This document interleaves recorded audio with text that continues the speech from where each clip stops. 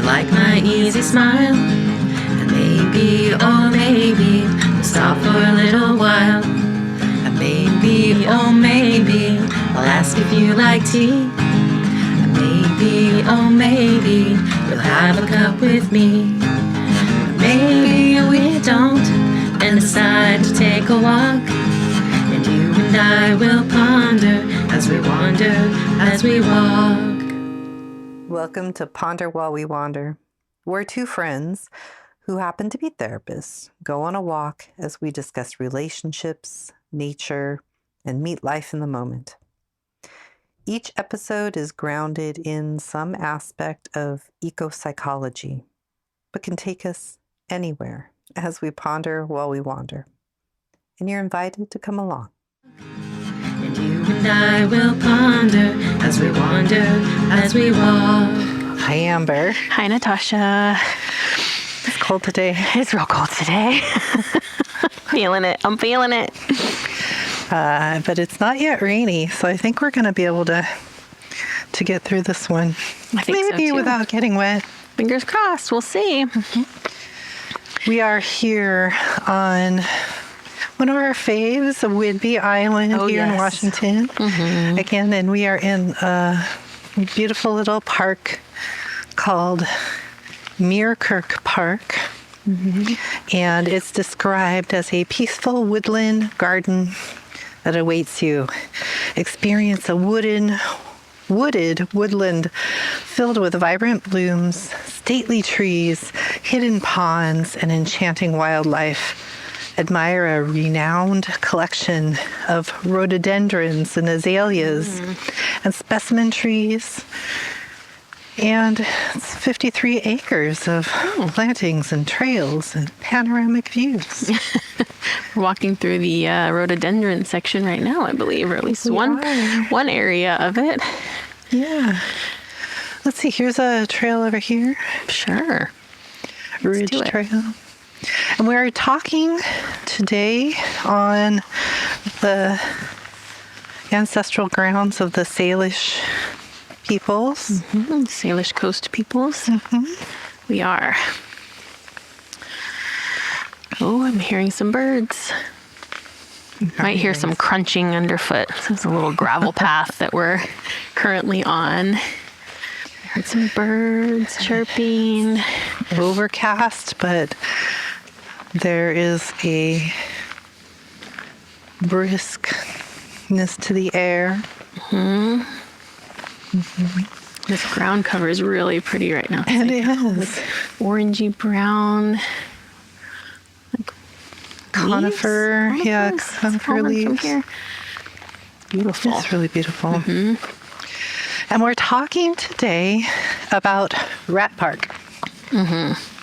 You want to tell us what Rat Park is, Natasha? I'd love to tell you about For Rat those Park. listeners that might not have heard about that. I'd also like to frame it just a little bit in terms of maybe a way of taking a different look at what we might consider addiction or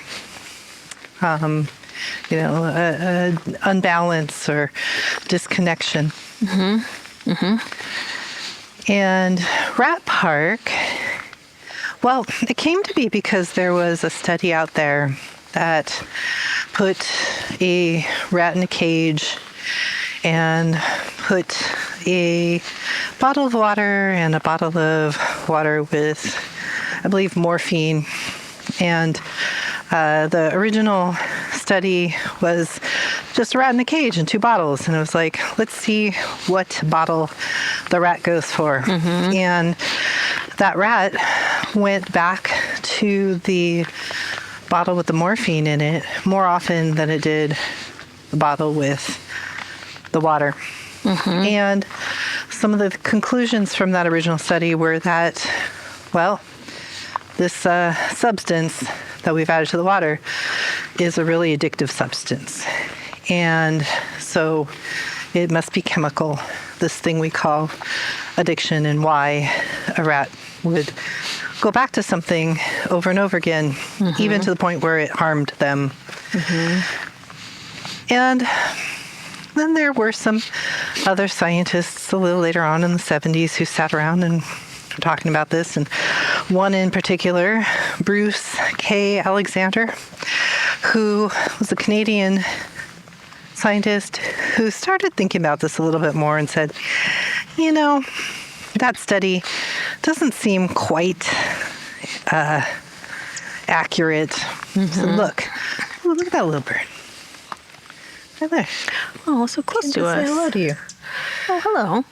So the scientists came and said, okay, what if we create an environment a little bit more like an environment we would find a rat in out in the wild? And so it included an environment where you would have both the water and the water with the morphine. It would also include an environment where the rat would have, here's some rain. Have some friends, some social interaction, and then also some things to do, toys, enrichment activities, where we talked about that in our very first episode last year. And the outcome of that was different. The outcome of Rat Park, where the rat had social engagements and things to do, was that the rat didn't actually go back to the bottle with the morphine in it as much, or not at all in some cases. Chose the water. So some of the things that we started to hypothesize about there was that, we've come to a fork in the road here. Yeah. Let's do this one. Okay. Was that maybe we should consider, in looking at addiction, the environment that animals, and also humans, because we are part of that, are in, what's around us. And I thought this was a great jumping off point for us, because in this vein of ecopsychology and the way that we've been talking about things, we talk from a systemic lens. And we talk both about individuals, or how individuals are affected by our environment, and the environment is affected by the individuals in it. And addiction's a hard subject sometimes to talk about. Yeah, it can be very tricky. A lot of people have personal experiences, or friends or family, or it's a really complex, complicated topic. It's hard to dive in, but we're going to do it. Yeah. Parts of it. Have been in many a workshop, or talk about addiction, and maybe it's just the sample size of where I end up. But if you have people start to raise their hand of, who in their personal life has either been affected personally, or within their family by addiction, and then you start to expand out from there, of friends that they know, or coworkers, or somebody that they've heard of, admired, goes out from there. And these are just individuals and members of our community that we know about. There's a lot of stigma, and there's a lot of different ways of defining what addiction can look like. So, we just kind of touch the tip of the iceberg sometimes. But even in those settings, you find that if people start raising their hands of who's been affected, practically everybody in those rooms have been affected in some way or another through addiction. And we can define it in different ways, and I think it's important to define it. But we may here take a little bit of a different route of what does that look like. And we were throwing around some ideas about how we might even begin to talk about this. Do you have any thoughts that you would like to add to that right now? Yeah, I think we were really thinking about it in this systems lens, right? That it's not necessarily an individual problem. How do we start to look at it in that wider scope? And I think even this idea we were talking about around like we actually all have, a propensity or a vulnerability towards addiction. If we think about it as like a symptom of disconnection or a symptom of overwhelming experiences, and what are our responses to that? Like, it changes the lens of the conversation, I think, a little bit when we start to get curious about what ways do we all, why might we all be affected or contribute or participate in different types of behaviors, and not just an othering of people. Yeah. Yes, that at some point our behaviors and the way that we cope with things, can get out of balance for any of us. And what does that look like for us personally? Where do we draw that line? I like when Gabor Mate talks about this subject in his book, The Realm of the Hungry Ghosts. He talks about the difference between passion and addiction is that between a divine spark and a flame that incinerates. So there's, it could be the same behaviors, but is it something that is enhancing our lives and being kind of creative and adding in ways that are beneficial? Or is it, blowing things up? Is it, not literally, hopefully, but is it, is it impacting our relationships, our work, our sense of purpose in the world? If we feel connected to something bigger than ourselves. Yeah, all of those things. Yeah, there's been several slugs that we've come across. Yeah, I like to hold it too in this language of like, addiction is a symptom, right? What is the symptom calling for? And how can we start to really lean into it with that level of curiosity or compassion around, what's missing or what are we needing? And how is addiction sort of maybe more like a compulsive comfort-seeking behavior, and what are we needing comfort or relief from? Yeah. We were talking a little bit about the ways in which we are living nowadays, don't always kind of lend towards balance in our lives. Right. The financial component of what's going on in the world, or separation from family and community.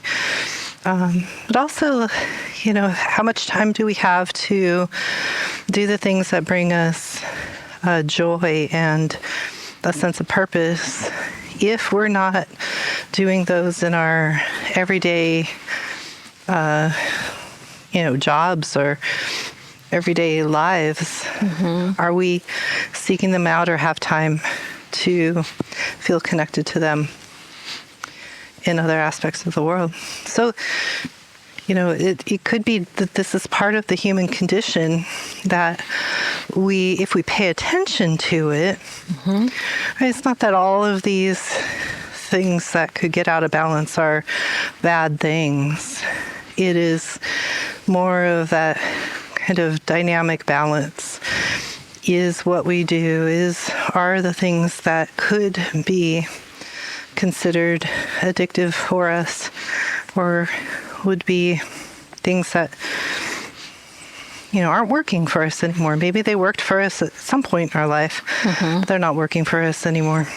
And just that level of being able to check in and know that about our behaviors, know that about what could be happening in our lives. To me, that's what became more important, rather than kind of defining the edges of what I would say, oh, that would be addiction for me, or that's not addiction. Yeah. Thinking about it in terms of like that ability to be curious and explore. And I find that, coming up to the edge of that, of like, can we even sort of ask ourselves some of these questions of like, what are our behaviors or choices, or how do we tolerate overwhelm or different feeling states, or how do we explore our own maybe family histories? Like, how do we even begin to kind of ask ourselves questions about ourselves and our experiences? Yeah. As a place to notice where that gets tricky or hard, or maybe we feel ourselves being like, nope, don't want to go there. I'm going to go do this thing instead. Or, and not that whatever that thing is even not defining if that's good, bad, right, wrong. I think we are talking about this idea of like, how aware are we of these things that we choose? How conscious are we while we're still choosing them? Yeah. And sometimes it's easier to see it in other people than it is ourselves. And we have something that we do in systems-based psychotherapy. Ooh, let's cross this bridge. Appreciating the mesh on this slippery little tree stump. And that looks like mud, but I bet you would just sink right into that below. Look how gloppy that is. Holy cow. Looks like a little skunk plant growing out of there. On the bridge. Don't wobble off the bridge. Okay. I was talking about genograms. We do these things called genograms, and we get to see, we can go back generations if you know some of your family history, dig a little bit deeper, and we start to look at things like, marriages and, births and deaths. Sometimes you also see patterns of alcoholism or, health implications that happen, and you can track a bunch of things. And genograms were around before we started talking about intergenerational trauma as much. But now when you start to overlay these ideas of trauma is passed down through generations, both epigenetically, which is like biologically, organically, or through behaviors, right? So we can start to see where maybe in one generation you would see alcoholism. And then in the next generation, you might see some kind of like rebound. Maybe it's workaholism or religion, extreme religiosity. And some of these things are kind of more socially acceptable or can fly under the radar, or we don't even know what they exist. Like sometimes eating disorders. We might not even know that comes through our family. But, we can start to see where there is a passing down in some ways of behaviors and ways of coping with the world. that may not function as well. Yeah, I think that is a nice way to also view that as also a system, right? Like you're a person in this system of your family. Right.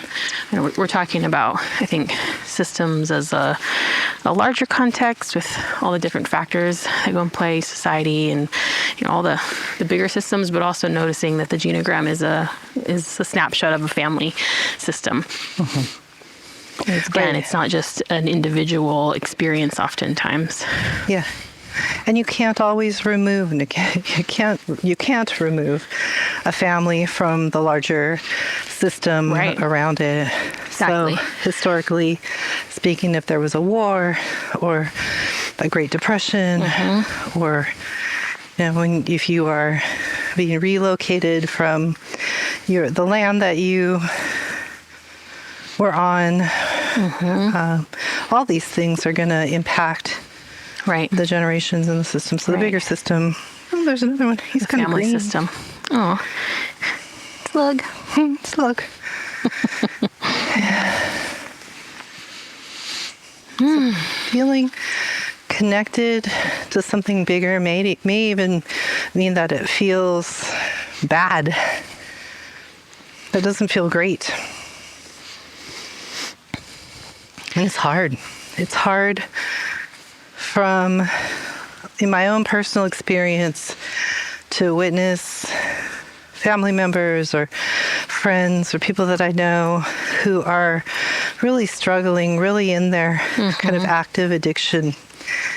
For me to feel that disconnect from them, to feel, kind of see the impact of that on their relationships and the people that they love around them.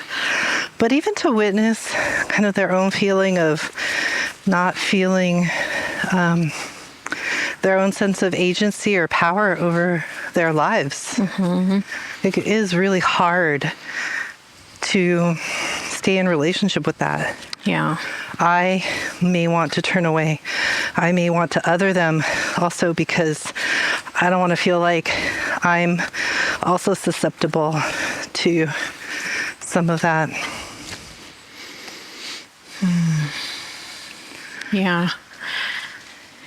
There's kind of like a hyper individualism that comes with that. Well, they got themselves there. They're going to have to get themselves out. And I think something like Rat Park brings it back to, a lot of times this is a reaction to what's going on around us, or a response. And if we are ourselves trying to manage that and become more connected and replace some of the ways that we are disconnecting, we're going to need something to connect to. That might not be right in front of us. Right. We have to tap into who those people might be or where that community might lie. You asked an interesting question when we were, preparing for this about who are the people that we want to be connected to. And it may not be the same people that were around us when we began our coping. But we may not know who or what that looks like. That would be a better fit. Yeah. I think those are hard questions to ask. And what we do know is like the relational community aspect is so deeply important. So it's worth exploring. It's worth asking the question, like, who am I connected to and who do I need to be connected to? So I was thinking about some questions that might come up for us around looking at these models of what it means, to have that kind of balance in our life or not. And one of the questions I was thinking is, what does this study make you or me think about in terms of our own environments that we're living in, and thinking about like our direct environment, people that we live with or are around most often, but then also, the bigger environments from there. Maybe it's actually where you live and how close to trees or nature you have access to. Or maybe it is a bigger system that you're in. Maybe you're in the academia system, or you're in a medical system that you're a part of in some way, either as a consumer of it or working in it. And thinking about what our reactions and responses are on kind of that personal level. Responses to the system? Yeah. In terms of our environment, the environment that we're in. So what are our reactions and responses to the environment that we're in? And then the other thing is our reactions and responses to our personal hurts in our past, personal or family or collective trauma, or ongoing systemic dysfunction. And are we having reactions and responses to those? Sometimes it's hard to tell, but I think it's an important place to start to think about what those might be. Yeah. It doesn't mean that we have to do anything about it. It just means to notice it, notice what might be happening. Yeah. Maybe there's, different sensations that we notice, or different, maybe a tendency to want to pull away from it or lean in or join completely the system, or maybe there's something that doesn't feel totally congruent.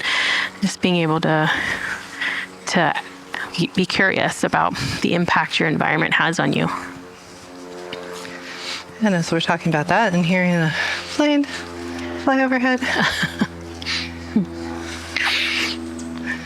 and little birds that are coming in and out of the fern and the bramble.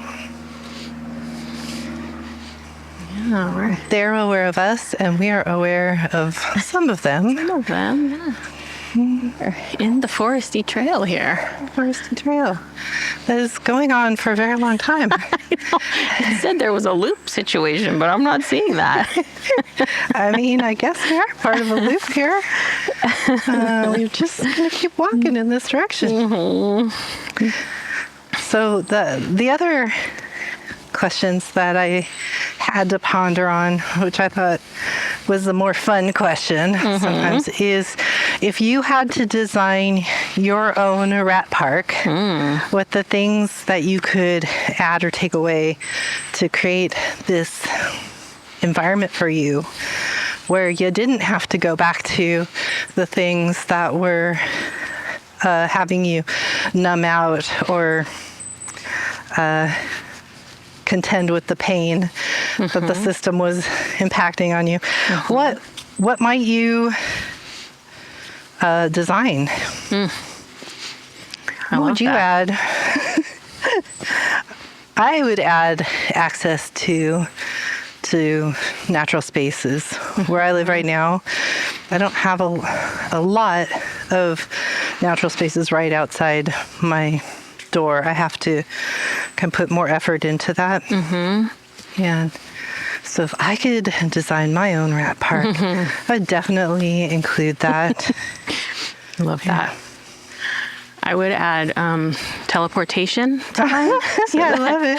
I could go visit all the people that I love that live all across the country, in different states. So I know. But one day, maybe. So you wouldn't like teleport them into your rat park? Oh, yeah, that could totally work too. however we could get together. But more access to the people. Yeah. Easier access, for sure. Would there be activities that you would want access to in your rat park? Definitely nature-y things. Big trees, forested paths. Yeah. Access to nature spaces for sure. A beach with a beautiful sunset. Ooh. So you'd have to be on the West Coast. Yeah, probably. Your rat park, West Coast rat park. I would want someplace to swim. Oh, yeah. That felt safe. Yeah. Like access to learning new crafts, like knitting or felting. Something that engages my mind, that's interesting to learn. Access to that. Yeah, I think, being able to have people who have different ways of thinking about the world than I do, people who would maybe challenge the way that I think. I would love to have them visit my rat park.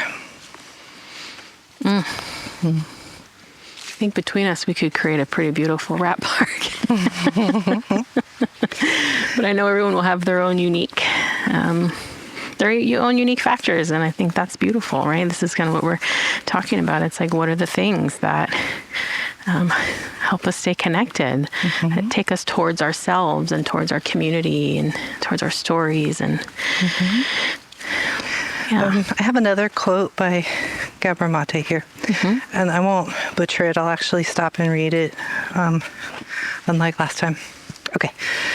So again, it's from In the Realm of Hungry Ghosts. He says, being cut off from our own natural self-compassion is one of the greatest impairments we can suffer. Along with our ability to feel our own pain, go to our best hopes for healing, dignity, and love. What seems non-adaptive and self-harming in the present was, at some point in our lives, an adaptation to help us endure what we then had to go through. If people are addicted to self-soothing behaviors, it's only because in their formative years, they did not receive the soothing they needed. Such understanding helps delete toxic self-judgment on the past and supports responsibility for the now. Hence the need for compassionate self-inquiry. That compassion and that self-inquiry. yes, I think those are the things that we try to invite in these spaces as well. At least for me, why I think it's so important that we do and we often do frame things in a systems lens, because it helps us get a bigger story, and it's so important to see all the factors that contribute to our experiences, and we can't really separate them.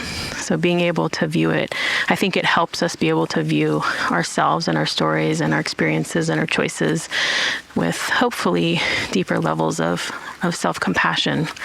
Because I really feel like, everyone, whatever they're doing or choosing, so we should have pretty good reasons as to how we arrived there, and being able to compassionately be curious about that can help us really decide what's working for us and what's not.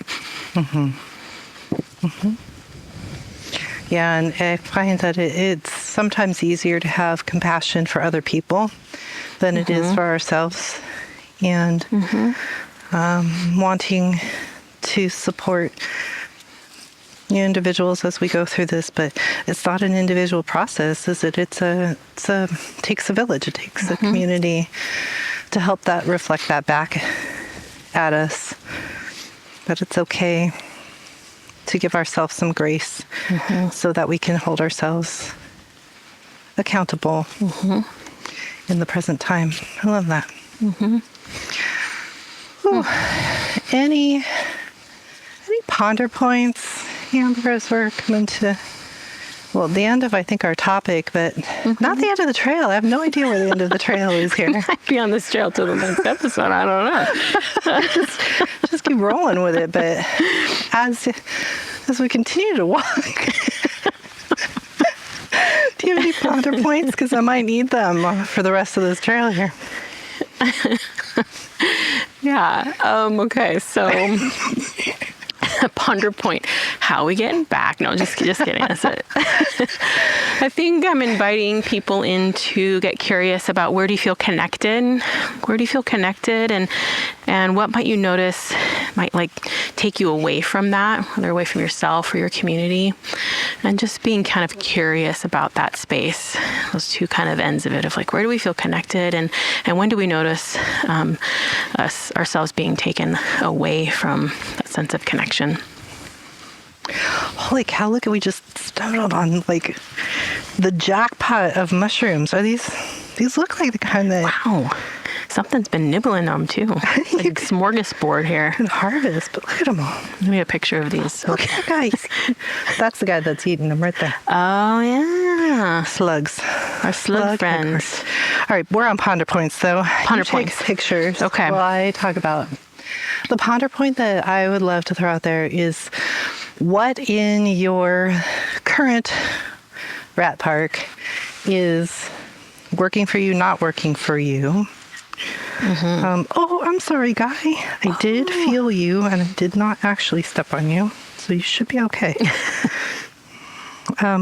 So what isn't working that maybe you need to not include in your renovation for your rat park coming into your life? And then, play with that other question of if you get to design your rat park, what would you include? Who would be in there with you? Or they could just come for a visit. Love that. I love it. So thank you for being with us on this adventure. When we get out of this loop, we're still on the trail. I mean, I'm pretty positive we're going to end up somewhere. But we will have the next episode come around. I did actually look at our schedule, and the next episode is going to be about nature deficit disorder and what it is and what we might consider taking a look at there. It's a thing. Can't wait. All right. Until then, wander well.